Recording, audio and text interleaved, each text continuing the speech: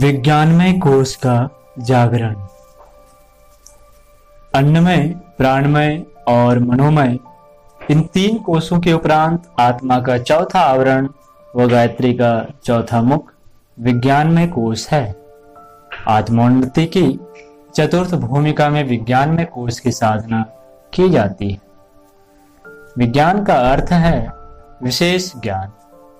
साधारण ज्ञान के द्वारा हम लोग व्यवहार को अपनी शारीरिक, व्यापारिक, सामाजिक, कलात्मक एवं धार्मिक समस्याओं को समझते हैं। स्थूल में इसी साधारण ज्ञान की शिक्षा मिलती है। राजनीति, अर्थशास्त्र, शिल्प, रसायन, चिकित्सा, संगीत, वक्तृत्व, लेखन, व्यवसाय, कृषि, निर्माण व उत्पादन आदि विविध बातों की जानकारी विविध प्रकार से की जाती है। इन जानकारियों के आधार पर शरीर से संबंध रखने वाला सांसारिक जीवन चलता है। जिसके पास ये जानकारियां जितनी अधिक होंगी, जो लोक व्यवहार में जितना अधिक प्रवीण होगा, उतना ही उसका सांसारिक जीवन उन्नत, यशस्वी, प्रतिष्ठित, संपन्न एवं ऐश्वर्यवान होगा। इस साधारण ज्ञान का परिणाम स्थूल शरीर तक ही सीमित है। आत्मा का उससे कुछ हित संपादन नहीं हो सकता। देखा जाता है कि कई व्यक्ति धनवान, प्रतिष्ठित, नेता और गुणवान होते हुए भी आत्मिक दृष्टि से पिछड़े हुए होते हैं। कई मनुष्य आत्मा परमात्मा के बारे में बहुत बातें करते हैं। ईश्वर, जीव, प्रकृति, वेदांत, योग आदि के बारे में बहुत सी बातें पढ़ सुनकर अपनी जानकारी बढ़ा लेते हैं और बड़ी बड़ी बातें बढ़ चढ़कर करते हैं तथा साथियों पर अपनी विशेषता की छाप जमाते हैं। इतना करते हुए भी वस्तुतः उनकी आत्मिक धारणाएं बड़ी निर्बल होती। श्रद्धा और विश्वास की दृष्टि से उनकी स्थिति साधारण लोगों से कुछ अच्छी नहीं होती। गीता, उपनिषद, रामायण व वेद शास्त्र आदि सदग्रंथों के पढ़ने एवं सदपुरुषों के प्रवचन सुनने से आत्मिक विषयों की जानकारी बढ़ती है, जो इस क्षेत्र में प्रवेश करने वाले जिज्ञासुओं के लिए आवश्यक भी है। परंतु इन विषयों की विस्तृत जानकारी प्राप्त होने पर भी यह आवश्यक नहीं कि उस व्यक्ति को आत्मज्ञान हो ही जाए। इसमें तो संदेह नहीं कि शिक्षा प्राप्त करना, भाषा ज्ञान तथा शास्त्र अध्ययन आदि जीवन के विकास के लिए आवश्यक है और इसके द्वारा आध्यात्मिक प्रगति में भी सहायता मिलती है। प्रत्येक व्यक्ति कबीर, रैदास और तुकाराम की तरह सामान्य प्रेरणा पाकर ही आत्मज्ञानी नहीं बन सकता। पर वर्तमान समय में लोगों ने भौतिक जीवन को इतना अधिक महत्व दे दिया है, धनोपार्जन को वे इतना सर्वोपरि गुण मानते हैं कि अध्यात्म की ओर उनकी दृष्टि ही नहीं जाती। उल्टा वे उसे अनावश्यक समझने लग जाते हैं। वरुण और भृगु की कथा प्रसिद्ध है। भृगु पूर्ण विद्वान थे, वेद वेदांतों के पूरे ज्ञाता थे। फिर भी वे जानते थे कि मुझे आत्मज्ञान, ब्रह्मज्ञान, विज्ञान प्राप्त नहीं है। इसलिए वरुण के पास जाकर उन्होंने प्रार्थना की कि हे भगवान, मुझे ब्रह्म ज्ञान का उपदेश दीजिए। वरुण ने भृगु को कोई पुस्तक नहीं पढ़ाई और न कोई लंबा चौड़ा प्रवचन ही सुनाया, वरन उन्होंने आदेश दिया कि तप करो। तप करने से एक एक कोश को पार करते हुए क्रमशः उन्होंने ब्रह्म को प्राप्त किया। ऐसे ही अनेक कथाएं हैं। उद्दालक ने श्वेत केतु को, ब्रह्मा ने इंद्र को और अंगिरा ने विवस्वान को इसी प्रकार तप करके ब्रह्म को जानने का आदेश किया था। ज्ञान का अभिप्राय है जानकारी, विज्ञान का अभिप्राय है श्रद्धा, धारणा, मान्यता और अनुभूति।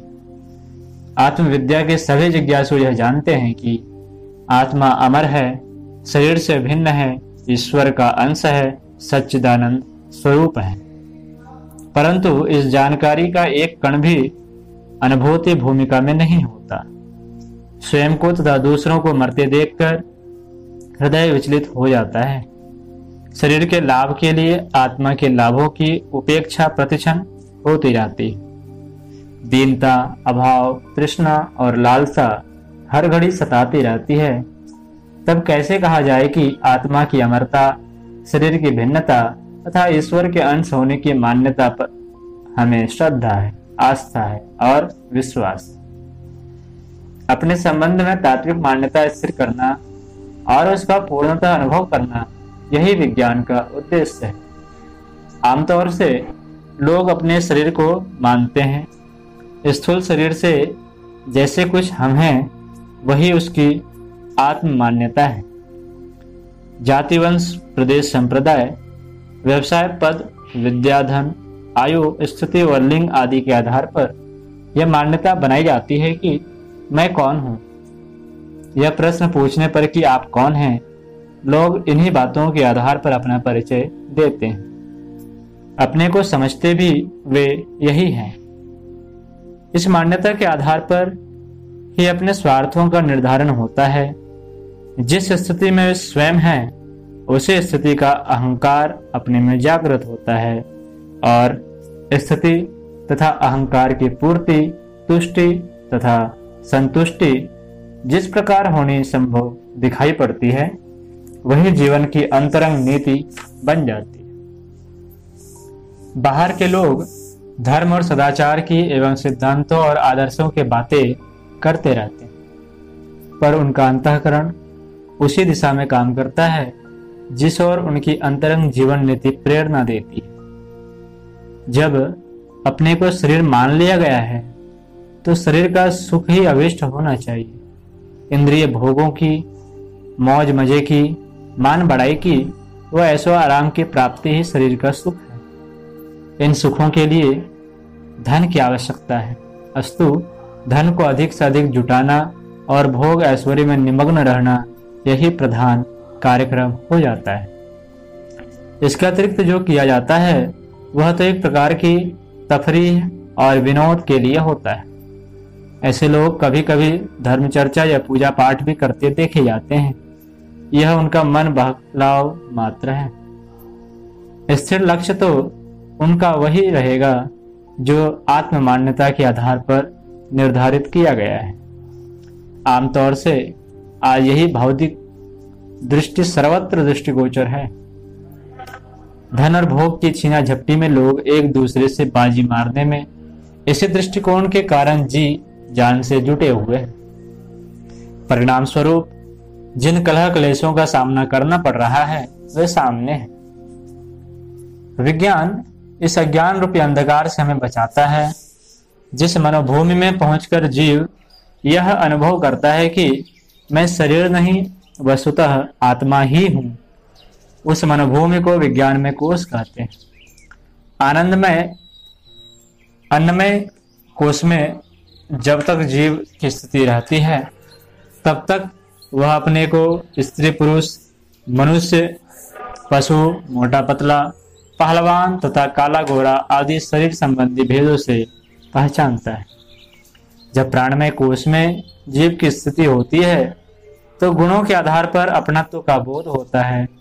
शिल्पी, संगीतज्ञ, वैज्ञानिक, मूर्ख, कायर, शूरवीर, लेखक, वक्ता, धनी व गरीब आदि की मान्यता से प्राण भूमिकाएं होती हैं। मनोमय कोश की स्थिति में पहुंचने पर अपने मन की मान्यता स्वभाव के आधार पर होती है।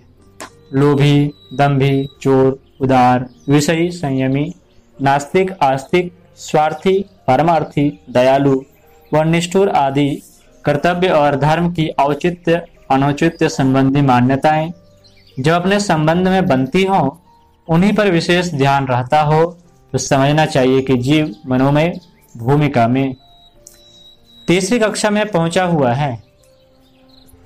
इससे चौथी कक्षा विज्ञान भूमिका है, जिसमें पहुंचकर जीव अपने को यह अनुभव करने लगता है कि मैं शरीर से, गुणों से और स्वभाव से ऊपर हूं। मैं ईश्वर का राजकुमार अविनाशी आत्मा हूं। जीव से अपने को आत्मा कहने वाले असंख्य लोग उन्हें आत्मज्ञानी नहीं कह सकते।